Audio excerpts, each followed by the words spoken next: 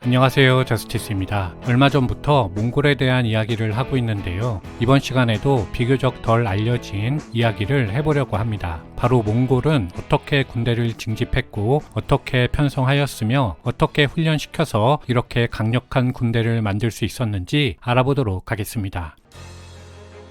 몽골 비사에 나온 인구조사를 기준으로 몽골군의 규모를 추정해 보겠습니다. 1241년에 실시한 몽골의 인구조사에 따르면 몽골 출신 병사는 97,575명이었다고 합니다. 당시 몽골의 총 인구는 72만 3,910명이었습니다. 총 인구를 병사수로 나누면 7.4가 되므로 한 가정은 대략 7.4명으로 이루어져 있고 대략 17명 중 1명이 징집되어 군인이 되었다는 것을 추측할 수 있습니다. 제가 읽은 책에 따르면 몽골 이외의 지역, 예를 들어 이란 지역에서는 10명당 1명, 중국 대륙에서는 20명당 1명의 비율로 몽골군의 군인이 되었으므로 징집 비율은 지역마다 달랐음을 알 수 있습니다. 이런 징집 비율은 인구조사에 기초했습니다. 확실한 것은 몽골 초원의 모든 남성이 군인이 되었던 것은 아니며 정복지의 남성 또한 모두 군인이 되지는 않았다는 점입니다. 비정복지의 남자를 모두 군대에 편입하면 경제와 보안 문제가 생기기 때문이었습니다. 뭉케칸이 송나라를 침공하는 1250년대에 몽골군은 대략 90투맨이었다고 합니다. 이론상 1투맨은 1만 명이지만 실제로는 60% 정도의 병력으로 보는 것이 일반적이므로 뭉케칸이 강남을 정복하기 위해서 동원했던 군대는 대략 54만 명 정도라 하겠습니다. 당시 일칸국의 훌레구가 보유한 병력은 아르메니아와 그루지아 출신의 용병을 제외하면 22투맨이었다고 합니다. 그러니까 대략 13만 명 정도라고 하겠습니다. 기타 칸국들의 군대를 모두 합치면 당시 몽골의 모든 군대는 100만 명이 넘었을 것으로 예상할 수 있겠습니다. 몽골 제국의 크기를 생각하면 그리 놀라운 수치는 아닙니다. 징집에서 가장 중요한 것은 인구조사였습니다. 15세에서 60세 사이의 남자를 조사했고 입대하는 나이는 보통 15세에서 20세 사이였습니다. 만약 그 과정에서 인구조사에 누락된 사람이 발각되면 사형에 처해졌습니다. 칭기스칸은 십진법에 따라 군대를 편성했습니다. 10명은 아르반, 100명은 자군, 1000명은 민간, 10,000명은 투맨이라 불렀습니다. 십진법에 따른 배치는 거란, 여진족이 이미 채택했기 때문에 새로울 것은 없습니다. 몽골군은 크게 바라군가르, 제운가르, 텁 또는 콜로 나누었습니다. 칭기스칸 시기에는 보우르추가 우익을, 무칼리가 좌익을, 나야가 중앙부대를 지휘했습니다. 아울러 칸을 지키는 친위대는 캐시크라 했습니다. 캐시크는 친위대인 동시에 칸의 집안일을 챙기는 개인적인 하인들이기도 했습니다. 주로 군사령관의 아들이나 형제가 캐시크로 선택되었습니다. 이것은 사실상 칸이 캐시크의 목숨을 인질로 잡아 멀리 있는 군사령관을 통제하기 위한 수단으로 사용하였음을 의미합니다. 만약 어떤 군사령관이 칸의 명령을 듣지 않으면 그를 끌어내리고 캐시크에서 훈련받은 그의 친인척을 대신해서 사령관에 임명하기도 했습니다. 칭기스칸의 캐시크 창설 초기에는 대략 200에서 300명이었다가 쿠빌라이 통치 기간에는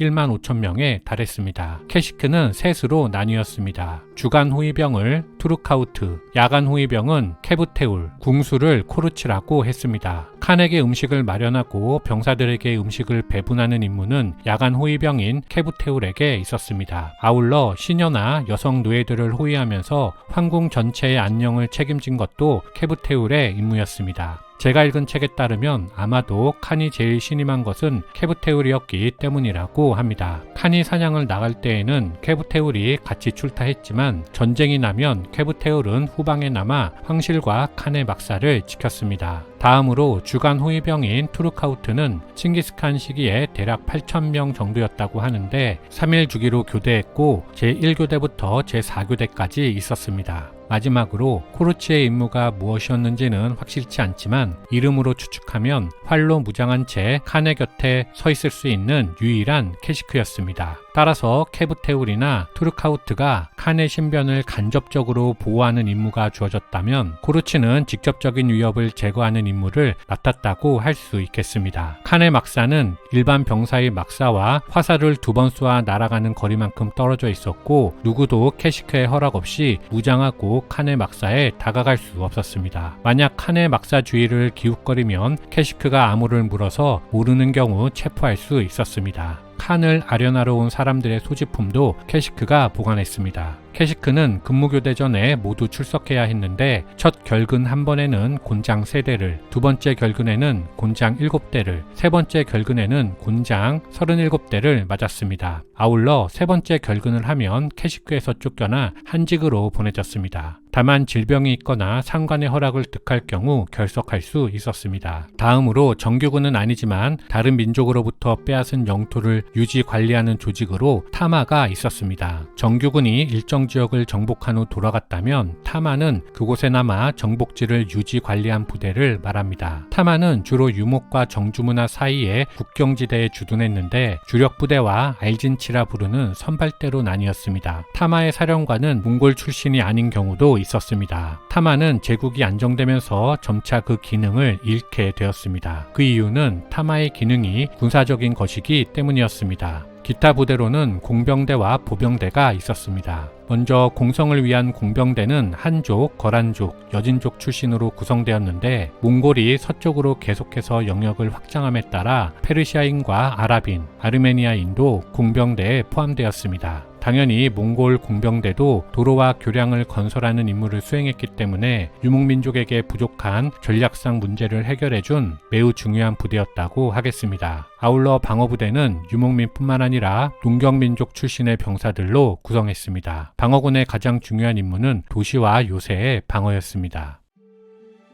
칭기스칸은 군사훈련의 중요성을 강조했지만 대부분의 유목민족은 2~3살부터 말을 타고 전속력으로 질주하는 법을 배우고 활 쏘는 법도 배웠기 때문에 이미 유능한 전사였습니다. 제가 읽은 책에서는 몽골의 군사훈련을 맘루크 군대에 빗대어 설명하고 있는데요. 그 이유는 몽골의 군사훈련에 대한 기록이 드물기 때문입니다. 맘루크 왕조는 13세기에 러시아 초원에서 이슬람 세계로 팔려온 노예 용병들이 건설한 국가였기 때문에 초원의 훈련 방식을 그대로 도입했습니다. 따라서 맘루크 왕조와 몽골 제국의 훈련이 비슷할 것으로 추정하는 것이지요. 훈련 방식은 크게 3가지가 있었는데 첫 번째는 카바크이고 두 번째는 카라콜, 세 번째는 네르제입니다. 카바크는 말을 타고 가면서 기둥에 묶인 바가지를 활로 쏘아 맞추는 훈련입니다. 기둥의 높이를 조절하면서 다양하게 훈련의 난이도를 조절하였습니다. 카바크를 응용해서 활을 쏘는 순간 등자에서 일어서서 쏘는 훈련은 키파즈라고 했습니다. 한편 한 부대가 활을 쏘면서 전진하면 다른 부대가 그 뒤에서 활을 쏘면서 같이 전진하고 먼저 전진한 부대가 뒤로 퇴각하는 전술을 카라콜이라고 합니다. 다만 훈련 방식이 비슷했을 뿐 몽골군은 이집트 맘루크 부대처럼 정교하게 훈련된 병사들은 아니었다고 합니다. 맘루크 부대는 오로지 군인이 되기 위해서 모병되어 훈련만 받은 부대이고 몽골군은 군역이 없을 때에는 가축을 돌보며 살아가야 했기 때문입니다. 아울러 훈련 방식이 비슷했다고 하여 전투 방식이 비슷했다는 말도 아닙니다. 몽골군은 가능한 한 백병전을 피했고 활로 공격하기를 선호했습니다. 마지막으로 네르제는 집단 사냥 훈련을 말합니다. 수많은 사냥꾼들이 부채꼴로 퍼져서 펼치는 사냥 훈련입니다. 그 부채꼴이 원형을 이룰 때까지 사냥감을 몰면 사냥감은 결국 그 안에 갇히게 됩니다. 먼저 칸이 사냥감 몇 마리를 죽인 후에 본격적인 사륙이 시작되었습니다. 사냥을 군사훈련으로 이용한 것은 비단 몽골뿐만은 아니며 요나라도 사냥훈련법을 즐겼다고 합니다. 대표적인 3가지 훈련법에 더하여 꼭 언급해야 하는 것은 몽골만의 엄격한 군인 정신입니다. 카라콜과 네르제를 성공적으로 수행하려면 엄격한 규율이 필수적이었습니다. 하지만 칭기스칸 이전의 몽골 초원에서 이뤄진 전투는 각계 전투가 대부분이었고 적군을 물리치면 약탈물을 취하는 데 집중했기 때문에 그 틈을 타 도망친 적군이 전열을 정비하여 반격하면 다 잡은 승리를 날려버리는 경우가 허다했습니다. 따라서 칭기스칸이 도입한 규율은 명령이 있기 전까지 어떤 약탈도 허용하지 않았다는 것입니다. 승리가 확정되면 전리품을 공평하게 나눌 것이기 때문에 규율을 어기면 바로 참수되었습니다. 칭기스칸과 가까운 곳에 배치된 부대의 병사들은 감히 규율을 어길 생각을 하지 못했겠지만 몽골군은 워낙 광범위하게 펼쳐져 있었기 때문에 칸으로부터 멀리 떨어진 지역의 병사들은 오합지졸에 불과한 러시아 도시국가나 중국 서역을 노략질하고 싶었습니다. 그럼에도 불구하고 엄격한 규율이 유지되어 몽골군은 상관의 권위에 도전하는 경우가 거의 없었습니다. 이것이 몽골 지휘관들이 칸의 도움 없이도 원정에 성공할 수 있었던 이유입니다. 하지만 그럼에도 불구하고 규율을 어기는 사례는 있었습니다. 칭기스칸이 수부타이에게 내렸던 명령을 예로 들어보면 말의 안장을 얹거나 재갈을 물리지 말고 말의 몸을 자유롭게 하라. 이를 지키지 않으면 공격 시 말을 전속력으로 달리게 할 수 없다. 명령을 위반한 자는 곤장으로 다스려라. 몽골군의 위험을 아는 자가 명령을 어기면 나에게 보내고 몽골군의 위험을 모르는 자가 명령을 위반하면 현장에서 참수하라. 이 명령을 통해서 몇 가지를 유추할 수 있습니다. 하나는 칭기스칸이 원정부대의 지휘관에게 군율을 위반한 자를 처리할 수 있는 전권을 주었다는 점입니다. 만약 자기의 아들들이나 친인척이 사령관의 명령을 어기면 전장을 떠나 칸에게 돌려보내졌습니다. 이 말은 칭기스칸의 아들도 사령관의 권한을 침범할 수 없었음을 의미합니다. 추가적으로 몇 가지 규율을 더 언급해보면 전쟁을 앞둔 시점에서 침공 계획을 발설할 경우 곤장 100대에 처해졌습니다. 이것은 사실상 죽음을 의미했습니다. 만약 전투 중 도주하는 병사가 생기면 도주병이 속한 아르반 10명 전체가 참수되었습니다. 만약 전투 중 아르반 전체가 도주하면 아르반이 속한 자군 병사 100명이 모두 참수되었습니다. 그 밖에도 엄격한 균율을 유지하기 위해서 맹목적인 충성심이 요구되었습니다. 칭기스칸 특유의 유대 관계로 일단 등용된 사람들은 칭기스칸에 헌신적으로 충성했습니다.